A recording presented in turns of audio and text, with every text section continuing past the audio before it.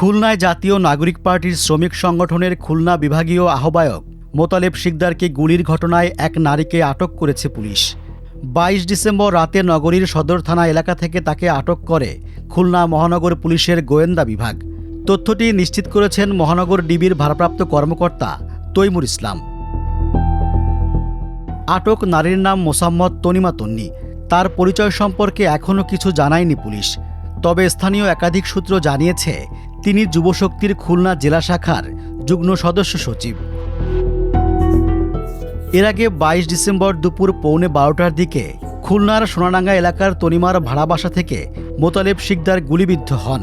আহত অবস্থায় স্থানীয় লোকজন তাকে উদ্ধার করে খুলনা মেডিকেল কলেজ হাসপাতালে নিয়ে যান। চিকিৎসকদের ভাষ্য অনুযায়ী গুলিটি তার মাথার চামড়া স্পর্শ করে বেরিয়ে গেছে। বর্তমানে তিনি শঙ্কামুক্ত।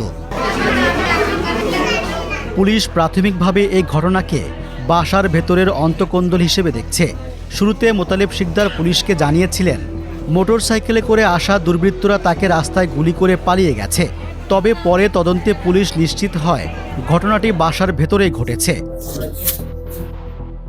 এর আগে ঘটনার দিন খুলনা মহানগর পুলিশ দক্ষিণের উপ পুলিশ কমিশনার মোহাম্মদ তাজুল ইসলাম জানিয়েছিলেন মুক্তা হাউস নামের ওই ভবনের বিভিন্ন স্থানে রক্তের দাগ ছিল।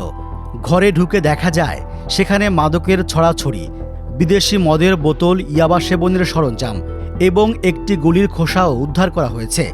এসব দেখে নিশ্চিত হয়েছেন সেখানে উপস্থিত ব্যক্তিদের মধ্যে অন্তঃকন্দলের কারণেই গুলির ঘটনা ঘটে। এই ঘটনায় কারা জড়িত এবং সেখানে কারা যাতায়াত করতেন তা যাচাই করা হচ্ছে।